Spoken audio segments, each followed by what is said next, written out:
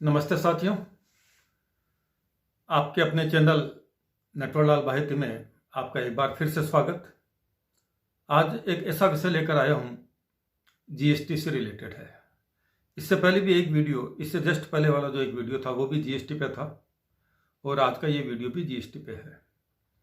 अब तक आप लोग ये जान ही चुके होंगे कि 1 जनवरी 2022 से सभी तरह के कपड़ों पर जब पहले 5% जीएसटी लगती थी, उस पर सरकार ने 12% ड्यूटी लगाने का, जीएसटी लगाने का फैसला कर लिया है।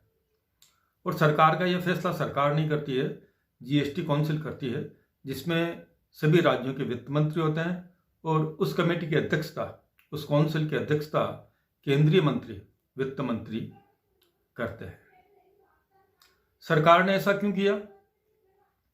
रेशनलाइजेशन के नाम पर सरकार ने ऐसा किया है और इन्वर्टेड ड्यूटी स्ट्रक्चर की वजह से सरकार को ऐसा निर्णय लेना पड़ा।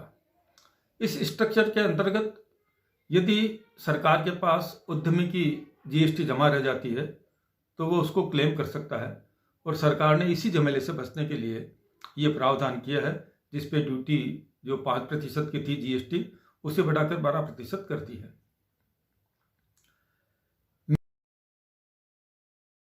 मंशा कितनी सही है, क्योंकि इस तरह का प्रस्ताव लाकर सरकार ने आम नागरिक को उसकी जेब पर बहुत अधिक बोझ डाल दिया है।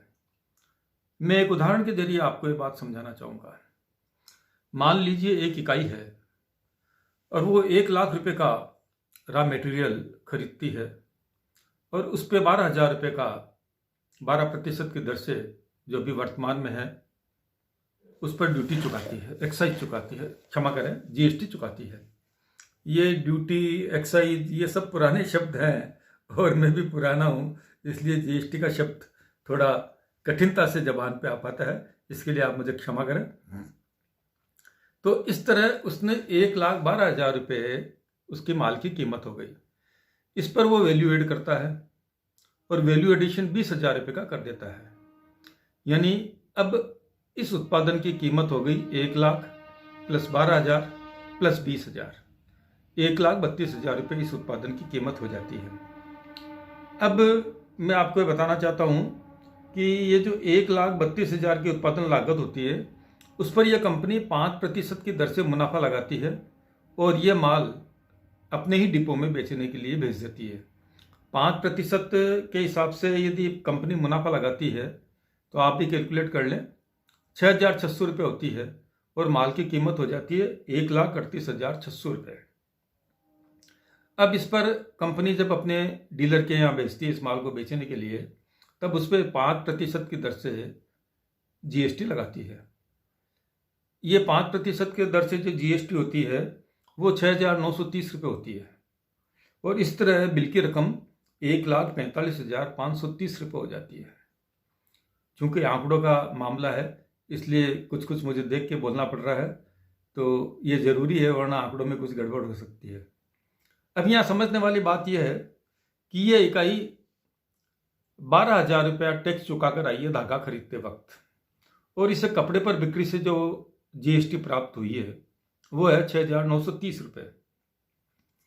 यानी कि जितनी ड्यूटी जीएसटी वो चुका के आई है, यानी कि 12,000 रुपये चुका के आई है इकाई, और 6,930 रुपये उसे कपड़े की बिक्री पर प्राप्त हुए हैं। तो यही जो डिफरेंस है वो इन्वर्टेड ड्यूटी कहलाती है और इकाई कानूनन सरकार से ये जो डिफरेंस की रकम है उसको क्लेम कर सकती है, उसके रिफंड के लिए आवेदन कर सकती है। अब यहाँ तक की बात आपको समझ में आ गई होगी और मेरा ये निश्चित मानना है कि आपने मेरे चैनल को अब तक सब्सक्राइब कर दिया होगा, और यदि नहीं किया है तो मैं आपसे करबद्ध निवेदन करता हूँ, कृपया आपके अपने इस चैनल को आप सब्सक्राइब करें, ताकि इसी तरह के ज्ञानवर्धक वीडियो जो रोज़मर्रा की ज़िंदगी से संबंधित है वो मैं आपके सामने और ला सकूं। वैसे मेरे अपने इस चैनल की कोई एक अकेली थीम नहीं है, मैं विविध प्रकार के वीडियो अपने चैनल पर डालता रहा हूं और मेरा ऐसा विश्वास है कि मेरे जितने सब्सक्राइबर्स हैं वो सभी रंगों में सरोबार होना चाहते हैं, इसीलिए मेरे अपने चैनल की, आपके अपने इस चैनल की कोई एक थीम नहीं है और इसमें विविध प्रकार के वीडियो आपको मैं देता रहा हूँ और आपका प्यार और समर्थन मुझे मिलता रहा है। इससे मेरा उत्साहवर्धन होता है। अब जैसा कि मैंने आपको पहले उदाहरण में बताया कि उत्पादित कपड़े की कीमत हो गई 1,38,600 रुपये और उस पर 1 जनवरी 2022 से 12% जीएसटी लगेगी, यानी 16,632 रुपये अब जीएसटी के रूप में 1 जनवरी 2022 के बाद लगने लगेंगे।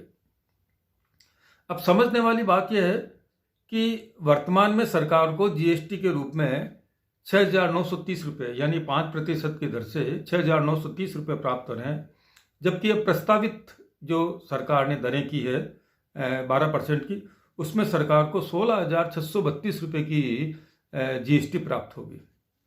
तो ये रैशनलाइजेशन है या जनता की जेब पर बोझ है, इसका निर्णय आप स्वयं करें। अब कोई विद्वान, मैं फिर दोहराऊंगा अपने इन शब्दों को, अब कोई विद्वान हमें यह समझाने की कोशिश नहीं करे कि ये जो जीएसटी का बोझ है वो एंड कंज्यूमर पे पड़ता है और इसका व्यापारी से कोई लेना देना नहीं है। बिल्कुल ठीक है, यदि वो ऐसा कहते हैं तो कहीं गलत नहीं कहते हैं, मगर श्रीमान, मैं जहाँ कपड़े का व्यापारी हूँ वहाँ कपड़े का उपभोक्ता भी हूँ और आज जिस कपड़े को खरीदने में बाजार जाऊँगा उस पर यदि 12% की दर से ड्यूटी ली जाएगी और सरकार एकदम से इतनी ड्यूटी बढ़ा देती है कि वर्तमान ढांचे से 2 गुना से ज़्यादा उसे जीएसटी के रूप में प्राप्ति होने लगती है, तो कपड़े पर स्वाभाविक रूप से एक बोझ आएगा। और उसी बोझ के दर्द के कारण मैंने आज ये वीडियो अपने चैनल पे डाला है। और अब मैं आपको बताता हूँ कि मेरे पास एक सुझाव है। यदि केंद्र सरकार और राज्य सरकार के वित्त मंत्री तक मेरी आवाज़ पहुँचे और वह जानना चाहते हो कि कपड़े ग्राहक, मतलब कपड़े के अंतिम उपभोक्ता की जेब पर बहुत अधिक वजन डाले बिना, बहुत अधिक भार डाले बिना किस तरह हम सरकार की रेवेन्यू को बढ़ा सकते हैं, तो मेरे पास सुझाव है। मैं सुझाव देने को तैयार हूँ, बशर्ते कि सरकार इस सुझाव के लिए मुझे कहे। साथियों, एक और वीडियो जीएसटी पे मैं लाऊंगा जिसमें मैं आपको बताऊंगा कि किस तरह जीएसटी की रेट्स के रैशनलाइजेशन के नाम पर हमारी जेब पर डाका डाला जा रहा है, हमारी जेब पर बोझ डाला जा रहा है।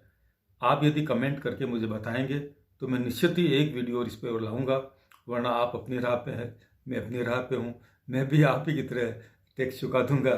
और वरना यदि हमें सरकार की आँख खोलनी है तो आपको अधिक से अधिक वीडियो को शेयर करना है, इस पर कमेंट करना है और इसको जन जन तक पहुँचाना है, ताकि सरकार जो ये मनमानी कर रही है और रैशनलाइजेशन के नाम पर हमारी जेब पर जो बोझ डाल रही है, ये आवाज़ सरकार तक पहुंचनी चाहिए।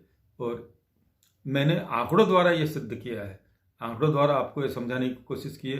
फिर भी यदि इस वीडियो में आंकड़ों को प्रस्तुत करने में कोई कमी रही हो तो कृपया मुझे अपने सुझाव दें। मैं निश्चित रूप से अगले वीडियो में आपके सुझाव पर गौर करूँगा। तब तक के लिए शब्बा खैर, आपका हर पल, आपका हर दिन मंगलमय हो, इसी कामना के साथ। और ईश्वर ने चाहा तो फिर मिलेंगे। अलविदा।